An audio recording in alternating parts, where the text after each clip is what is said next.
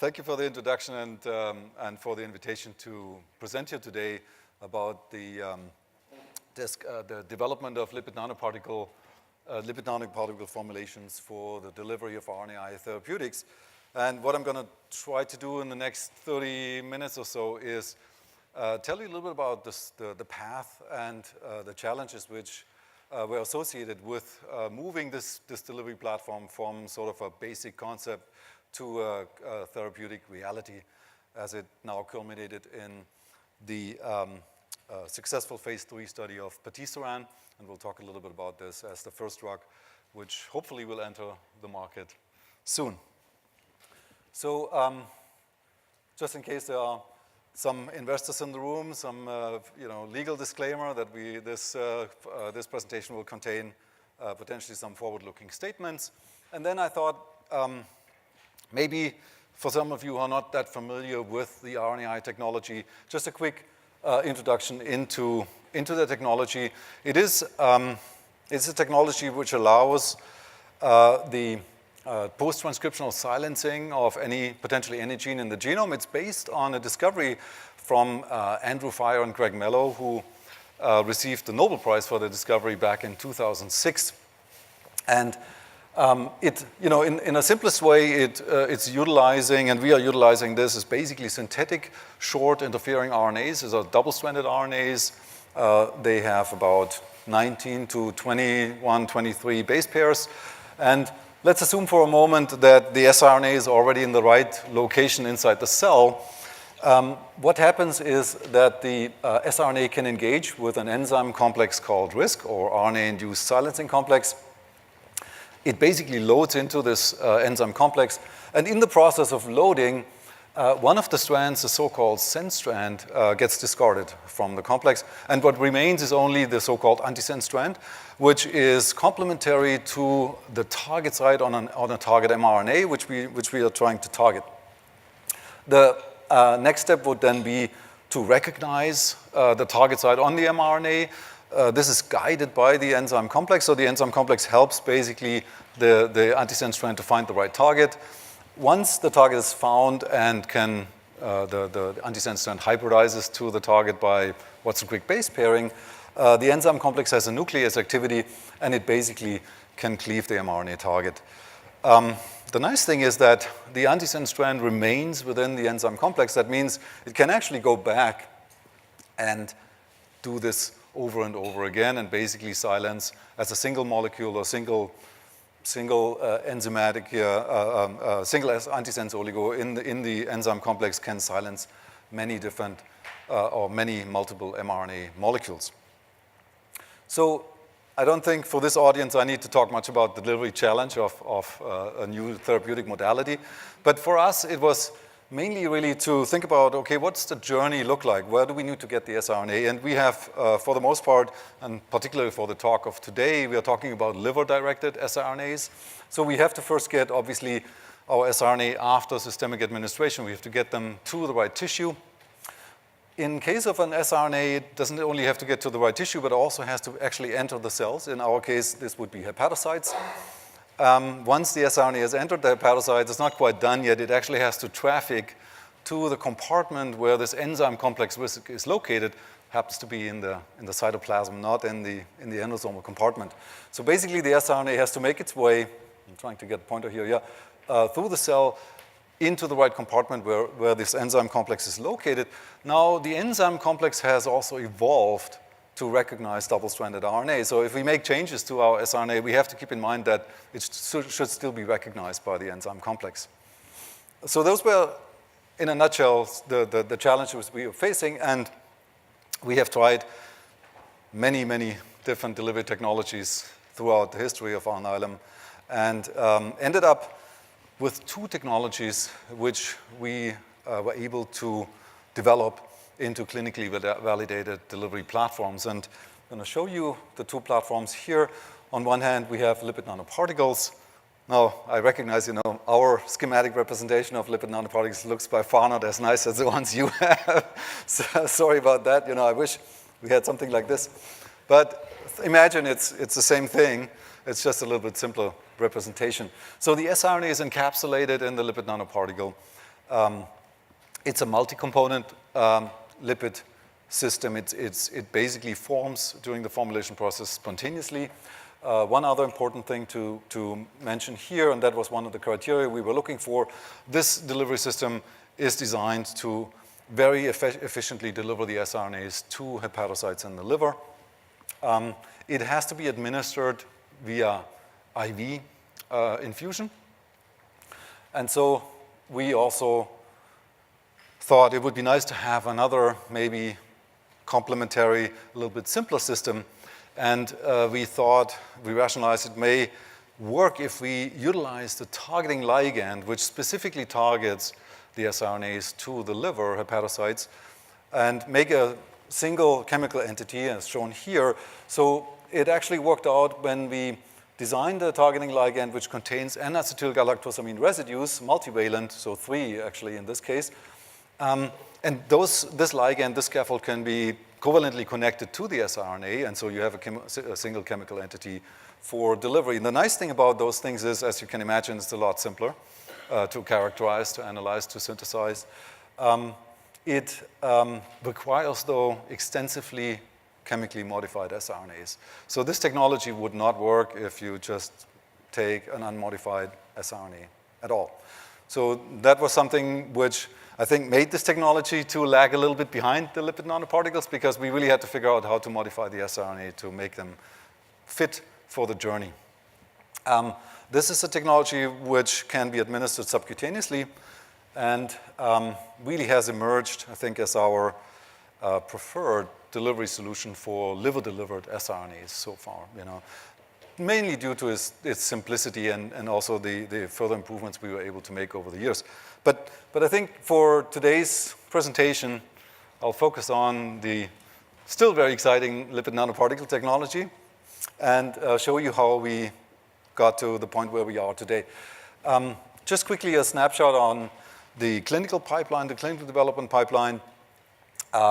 We have currently 6 programs in clinical development, various stages. Most of them will actually be, by the end of the year, in late-stage clinical development. All of those 6 actually are based on the GalNAc conjugate approach. And then we have patisiran, and this is what we're going to talk mostly about today, and this is actually the lipid nanoparticle approach. This drug is now currently in registration, awaiting regulatory approval, hopefully, anytime soon. So going back to the lipid nanoparticle structure, it's a multi-component lipid formulation containing an aminolipid, a structural lipid, such as DSPC, a PEG lipid, quite important, and this is these little wiggles on the surface here, and cholesterol. And what happens during the formulation process, and I would like to emphasize that the aminolipid really is the key lipid in this formulation. It is required to formulate the siRNAs. It actually forms electrostatic interactions with the phosphate backbone of the siRNA at acidic pH. Those aminolipids are charged, positively charged, so they can package the siRNA properly. We get good entrapment, good encapsulation. And in the course of the delivery, this lipid is also predominantly responsible for the release of the siRNA in the right compartment in the hepatocytes. So not surprisingly, the evolution of this delivery technology for RNAi therapeutic delivery, for siRNA delivery, has been mainly driven by the discovery of novel aminolipids, ionizable lipids, and which have improved in vivo potencies, improved efficiency of actual functional delivery of siRNA.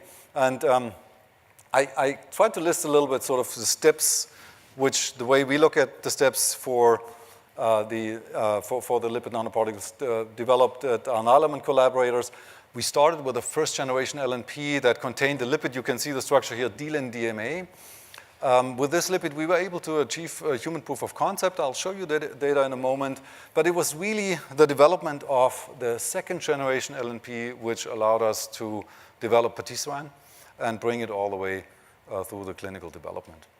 And then, if time permits, I will also talk a little bit about a newer sort of variant of the lipid nanoparticle platform, which contains biodegradable lipids, so they have a biodegradable functionality included in the lipid structure, and therefore are more rapidly eliminated from the body, from the tissues. All right, but let's start with the path towards the second generation LNP. And in the next few slides, what I will try to do is show you some of the key features of those lipid nanoparticles which enable the translation, the successful translation of this delivery platform for RNAi delivery. Let's start with the PEG lipid. I didn't really mention what the PEG lipid is for.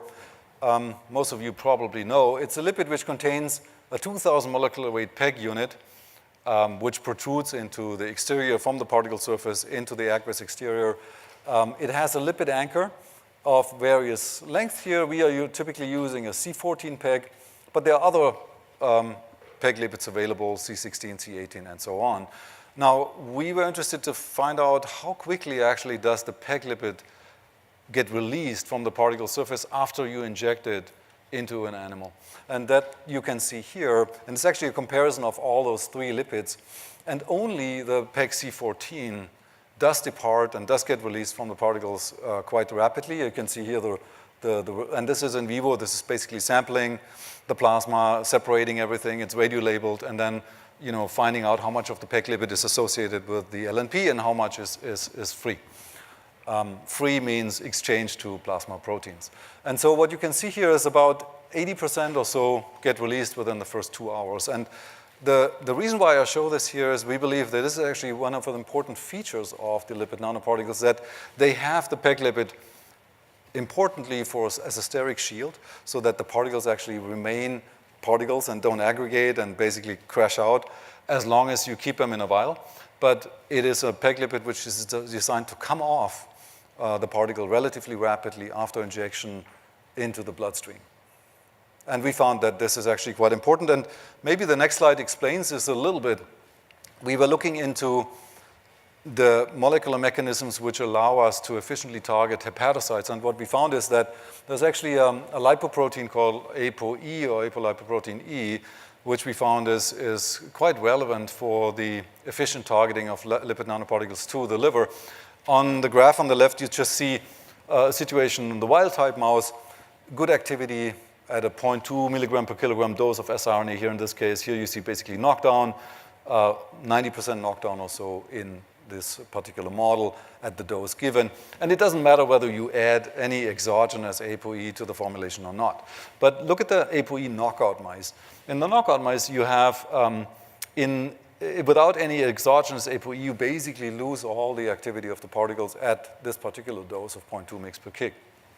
And if you then begin to titrate in human recombinant ApoE into the particle formulation, you can restore the activity back to the level of the wild-type mouse. So clearly, apolipoprotein E plays an important role. It does bind to the particle surface and therefore triggers uptake. Now, what is the mechanism, or what is the receptor involved? And for apolipoprotein E, there were a couple of choices. One, and it's a little bit hard to see, I apologize, but one is the LDL receptor. And if you look at the panel on the left, on the top is the wild type, and on the bottom are the LDL receptor knockouts. And it's really a little bit hard to see, I must admit. But you hopefully trust me if I tell you that in the knockout situation, what you see is the particles line the cell surface, but they're not really taken up. In the wild type, you do see good uptake in this in vitro experiment with cells which express the LDL receptor. Now, maybe better visible is here this graph on the right, where you can see the comparison of an LNP formulation in wild type and in LDL receptor knockouts. The wild types are in dark blue, the LDL receptor knockouts in light blue, and you can see a clear difference in dose response and silencing with these two different formulations. Kind of, not the different formulations, sorry, the wild type and the LDL receptor knockouts, kind of showing the role of this receptor. And it may not be the only receptor which recognizes ApoE, we know it isn't, but it's definitely one of them, and kind of therefore also helped us to confirm this proposed mechanism of hepatocyte targeting. Now then, as a next step, we were interested to see if we could actually follow the trafficking of the particles not only to the liver, but also inside the cells. And therefore, we used a technology where we basically made siRNA gold constructs. So these are very small, tiny 6 nanometer gold nanoparticles. And you can bind the siRNAs covalently to those gold nanoparticles through a sulfur linkage, as shown in this cartoon here. Now, these little nanoparticles contain a few siRNAs, and you can formulate them in the big lipid nanoparticle, basically having like a lot of little gold nanoparticles incorporated. And these gold nanoparticles are attached to the siRNA, right? And so what we then did is we tried to follow this. Now you can actually follow this in much more detail intracellularly by using electron microscopy. And the top panel shows sort of the lower magnification. On the bottom panel, you see the higher magnification. These dark spots are these gold nanoparticles. You don't really see the LNP itself much. Maybe in some cases here you would see it. And then the gold nanoparticles are inside. And then we can actually follow different stages of this endocytic pathway, starting from the interaction with the extracellular membrane. You can see that a particle is actually getting just engulfed here by the plasma membrane. And then the particles traffic through the endosomal pathway from the early endosome, late endosome, and ultimately into the lysosome. So we were able to do this in vitro and in vivo and got a little bit of an idea how long it actually takes, for a lipid nanoparticle from sort of the uptake process and the start of the endocytic process all the way to the lysosome. And it's typically done within a few hours. That's kind of what is also expected based on the literature. Now, we were also interested to see if we could actually somehow image or confirm the release of the siRNAs into the cytoplasm using this technology. And what we were able to do, unfortunately, there's no good picture to show where a particle is just basically releasing and breaking open the endosome. But what we did observe was when you can count now the number of gold particles which are in the cytoplasm versus the gold particles which are sort of in the rest of the endosomal compartment. And what we found is that in these experiments, typically we see only about 1 to 2% of the total gold which was available and could be counted was actually located in the cytoplasm. Now, we used another method to try to get a little bit of better sense of the actual release of the siRNA, and that is you can measure the amount of siRNA which is loaded in RISC, which is basically loaded in this enzyme complex. And when you do that and ask how much is this compared to relative to the total dose given or the total dose reaching the liver, you get to a little bit a higher number of about 3 to 5%. It's not bad, but it's also obviously not perfect. That means, a lot of siRNA still gets trapped in the endosomal compartment, despite the fact that this is one of the most potent delivery mechanisms we have evaluated for RNAi. Now, maybe a quickly wanted to mention we did a lot of lipid discovery and lipid SAR, and one of the most important parameters which came out of the lipid SAR was the apparent acid dissociation constant of the ionizable lipid as measured as part of the lipid nanoparticle. And when you look at the curve here, these are all many different lipids tested. And what you can see here is there is actually a sharp optimum of the lipid pKa, which is here on the x-axis, and the activity of the particles here on the y-axis, so lower number better. And you can see here you get actually very good activity when the pKa is in the range of 6.2 to 6.4. And as it happens, the stelin MC3 DMA, the second generation lipid, falls exactly into this space. I'm not saying this is the only parameter which matters for lipid SAR, but it is one of the parameters which we found to be important. Now with this, taking this all together, we have lipid nanoparticles. They get injected into the bloodstream. They lose relatively rapidly. They lose their PEG shield. They recruit endogenous ApoE. This helps them to get taken up by the hepatocytes of the liver through the LDL receptor or other ApoE recognizing receptors. Then an important part, which we haven't talked about, is actually the release of the siRNA. And what happens is that the endosome acidifies in the process of endocytosis and going from the very early to the later endosome. And at this process, the ionizable lipids get protonated again. They are fairly neutral. With a pKa of 6.4, you can calculate that most of the lipids are uncharged at physiologic pH in the blood, 7.2 to 7.4. Only 10% of the lipids will be charged. But as the pH lowers, those lipids become charged again. And now they can start to interact with the lipids of the endosomal membrane, forming these cone-shaped ion pairs, which then helps to destabilize the endosomal membrane, this bilayer membrane, and the phase transition into something like a hexagonal phase, for instance, where then the siRNA in the process can be released. And really two things have to happen, if you think about it, in order for the siRNA to get released. First, the particles have to unravel somehow. As long as the siRNA is packaged in the particle, it would not be able to engage with risk, even if it were in the right compartment of the cell. And second, it needs to break out of the endosomal pathway, and this is done basically all together as these lipids now begin to exchange. And that means the particle falls apart, the siRNA can be released and diffuse out of that space into the compartment where risk is located. The screening paradigm is actually quite straightforward. At least it looks quite straightforward if we look at the scheme here. Starts obviously with the design and synthesis of novel lipids. Formulation feasibility is an important parameter, as all of you know. Here we were looking mainly at size distribution, entrapment of siRNA, and the lipid pKa. Initial in vivo potency screen in the mouse model was really helpful. It was fast. It had a biomarker, so you didn't have to sacrifice the mice. You could actually look also for duration. You could basically look at the full PD profile using factor 7 as a biomarker. And then it goes into whatever makes it through. It goes into a lot more work and a lot more comprehensive evaluation in vivo, dose response, PK of the lipid of the siRNA, and of course, very importantly, safety.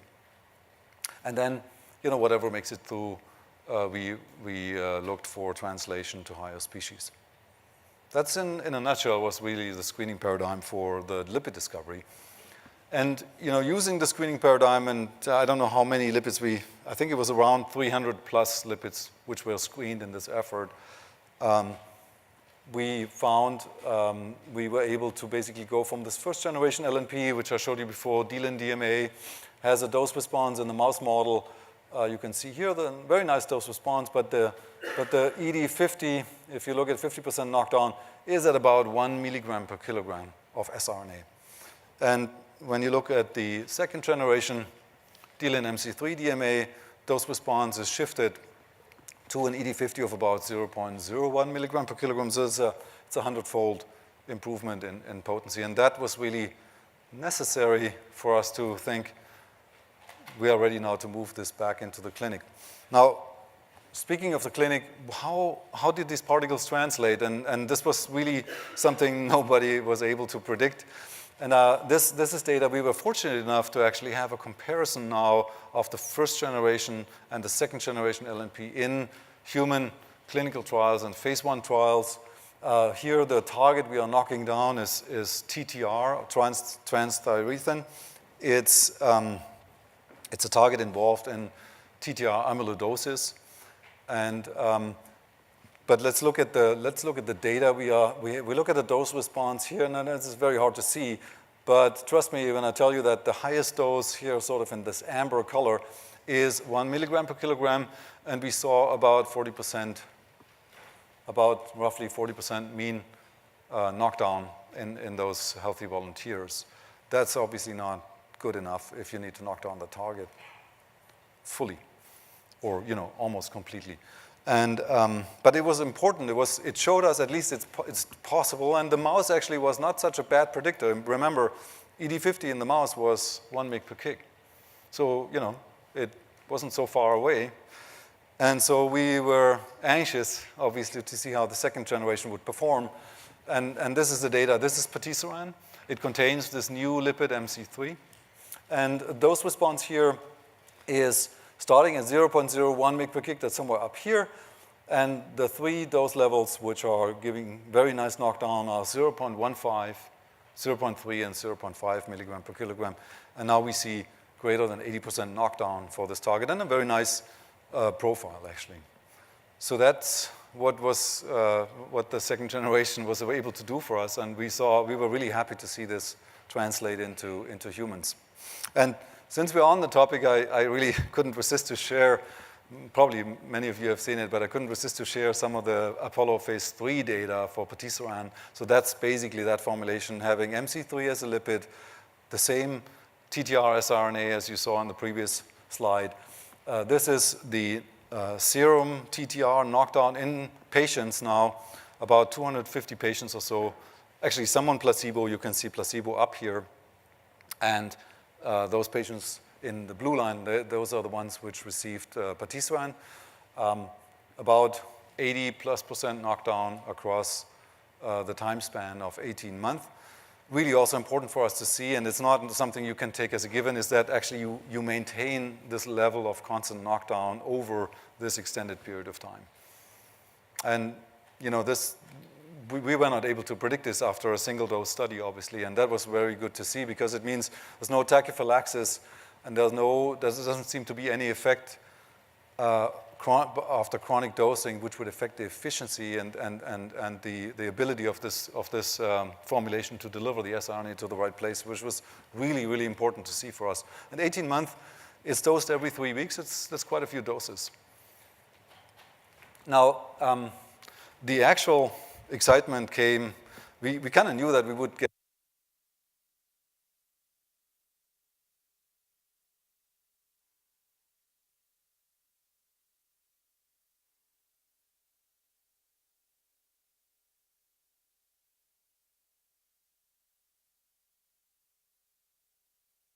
maybe accidentally, sorry about that. So this is looking at the primary endpoint for patisiran, and basically what you see here, this is called mNIS+7. It is a neuropathy score, and basically it's a composite score where you look in the patients how their neurological disease worsens or improves. And a higher score means worsening, and a lower score means improvement. And so you see the placebo again in red. That's consistent with the natural history of this disease. Actually, those patients progress very fast to a much worse situation than they started out at the beginning of the trial. And when you look at patisiran-treated patients, you actually see a little bit of an improvement even in the neuropathy score, as well as the secondary endpoint here, the Norfolk quality of life. This is also, again, the placebo, and then you see the patisiran effect. And this Norfolk quality of life is, again, a composite measure of all sorts of different things. How the patients feel, how fast they can walk. There's a couple of things are shown here. The autonomic dysfunction, all sorts of things go into the score, basically defining this quality of life. So in both cases, we see an improvement over, not only over placebo, that is very obvious, but also a little bit an improvement over where those patients started. And that was sort of a new thing for this disease, because pretty much every treatment so far showed that you can maybe slow the progression of the disease, but you're not able to reverse it. So we are pretty excited to see that maybe there's a little bit of trend, at least, that we may be able to at least partially reverse, but at least halt the disease progression. Few words on the safety side. I don't want to belabor too much on it, but there were only a few treatment-related effects notable. One is, and it's shown here, the peripheral edema in about 29% of patients. And then we had infusion-related reactions. That's not uncommon for liposomal drugs, and many of you probably know this. We had here about 19% versus 9.1 in the placebo. So clearly a little bit higher rate of infusion-related reactions with patisiran. Those adverse events were generally mild and reversible. And only really one patient of all the patients receiving patisiran had to discontinue. And that was, I think, because of the IRRs, the infusion-related reaction. all the rest of the patients were able to finish and complete the study. I should also mention that when you look at the table, it is encouraging to see that overall, the number of adverse events and serious adverse events and even death, it looks like it's a little bit favored towards the patisiran-treated subjects, which is great. Now, this is maybe in many cases not statistically significant, but it's a nice thing to see that overall the safety profile actually looks quite encouraging and in cases even better than patients who are treated with placebo. I should also maybe mention, and you may have heard that we are using steroid pre-medication for this in order to minimize sort of the immune reactions and maybe even the infusion-related reactions a little bit. There was no adverse event related to the steroid pre-medication and no safety signals regarding to liver function test, hematology, thrombocytopenia, and renal toxicity, which is in other nucleic acid therapies not an uncommon side effect. So nothing to be seen here, which was great news for us. Now, as I mentioned, let's maybe, I don't know how much time I have left, but I wanted to quickly share with you the sort of a new, it's not new, it's an advancement or an evolution of the lipid nanoparticle platform going into biodegradable lipids. And the idea really was, or the hypothesis was, what if we were able to introduce a biodegradable functionality into the lipid? Would we be able to minimize the or accelerate the elimination from tissue and thereby potentially avoid any potential accumulation of lipid in tissues which is longer lived? And then we're looking at the structure of this is MC3. We rationalized, well, maybe we can just replace one of the double bonds with an ester linkage. Now you may say, well, this molecule already has an ester linkage. Why do you have to bring in two other ester linkages? Now the point is, this ester linkage on the head group is actually not really very degradable. It does degrade slowly, but it takes a long time. It's very hindered. You can see it's a secondary alcohol having these large, alkyl chains on, so that doesn't hydrolyze easily. But we hope that these ester linkages would hydrolyze actually quite well. So the degradation products, and that was also part of the objective, was that the degradation products should either be very hydrophilic so that they can be eliminated quite quickly, or maybe even further metabolized into non-toxic metabolites. So how does it look like? This is the first one of the first lipids we made. It maintains actually quite nicely the activity in the mouse model. You can see here almost 80% knockdown at 0.01 milligram per kilogram. That was great. It does actually eliminate very rapidly from the liver. So these are time concentration profiles in the liver. Control LNP, I think this was the first generation deal in DMA. And then, this lipid, you can see after 24 hours post-dose is the last point where we can actually detect it. The metabolites, which we thought we would detect, they are there, but they also do clear rapidly. That's good. And finally, safety looked actually quite encouraging with an NOAEL for this particular formulation of greater or equal 10 milligram per kilogram. It's all based on siRNA dose. So that's pretty good. It's about a 10-fold improvement roughly over the second generation LNP. Now, some issues remained, and this is just shown in the slide here. What you can see is, and what we found is that as you agitate the formulation, and I'm not talking about vortexing, I'm just mechanical shaking, they were not actually very stable, and it's maybe a little bit hard to see, but the turbidity of these formulations actually increased with mechanical shaking, and so we realized that this is not how our second generation looks like. So we may have a stability problem here over a longer period of time. And the second thing which we noticed was that it doesn't really translate that well to NHP.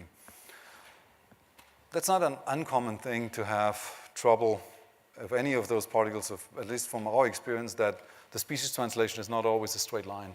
And this is one example where we did see it. And in repeat studies, this even looked a little bit worse. I think I'll show one example where it actually looks reasonably comparable, but clearly noticeable, less potent than the second generation formulation. So we thought let's go back and maybe by increasing the hydrophobicity of the lipid, we may be able to improve the formulation from a stability point of view, that they package better because there's higher hydrophobicity, they associate nicer. Keep in mind, having these 4 additional heteroatoms in the lipid tails, we didn't even know it formulated at all, but it did, but it was probably not stable enough. So then we actually removed the second double bond and included another branch here, which also helps to keep that cone shape of the lipid, which we always think, particularly in MC3, you saw the 2 double bonds, cis double bonds. They basically provide a cone shape of the lipid, which we think is important for activity. And this can also be maintained if you branch basically the lipid tail as shown. Now, how does it work? It does work really well this is one of the lipids which we made. It does translate nicely in vivo. This is the mouse data, always compared to the second generation. This is the new lipid. This is data in rat. Dose response here, second generation. And then importantly, it does translate to NHP without any loss of activity. This is a different siRNA now. It's factor 12. Doesn't matter, but just important is that it does actually look very comparable to the second generation formulation. It clears nicely from plasma, from liver, and also from plasma in non-human primates. So it seems to work. And when we looked at the excretion of radiolabeled lipid, this lipid does get excreted through urine. Actually, not the lipid necessarily, but the metabolites. I think we see the diacids for the most part clears through urine and feces. And 72 hours post-dose, about 85% of the radioactivity is gone.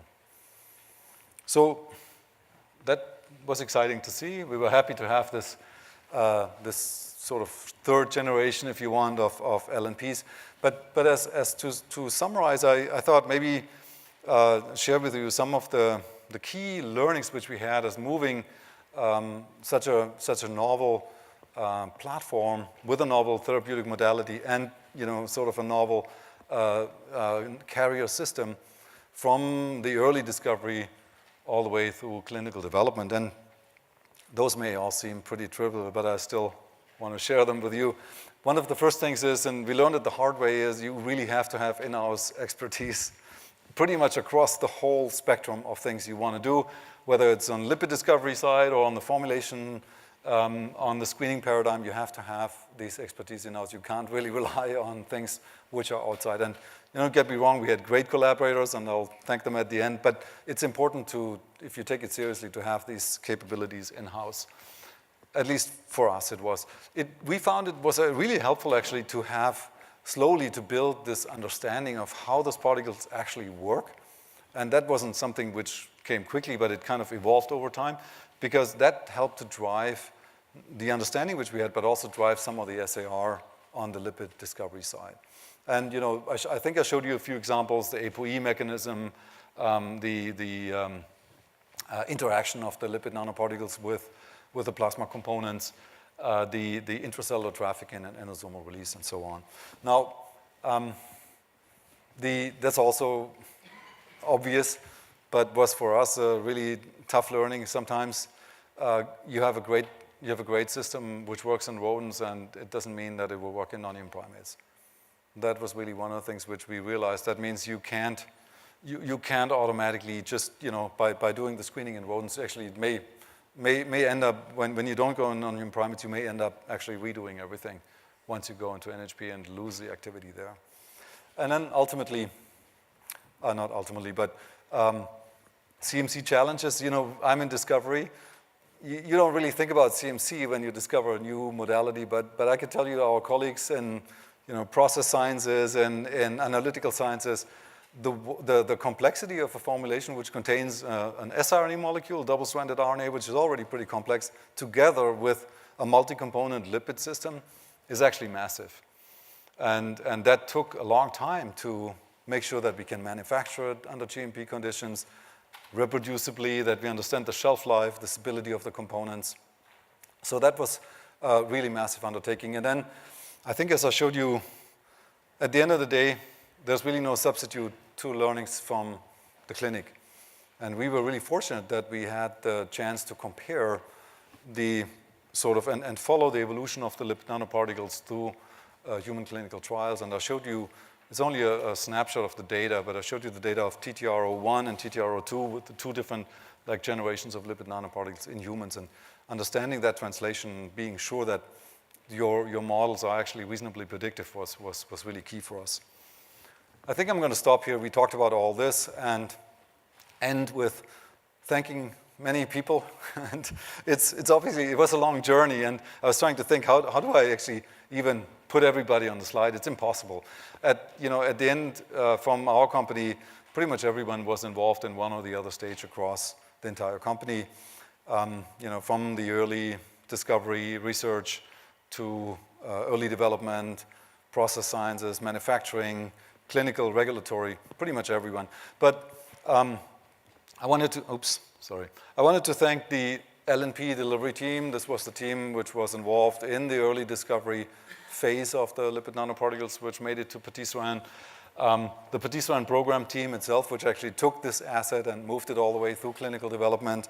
And then our fantastic collaborators, Alcana Technologies in Vancouver, now Aquitas, Tecmira Pharmaceuticals. Now I think we have two names, Arbutus and GeneVant. I don't know which ones are responsible, but Tecmira was the name of the company at the time.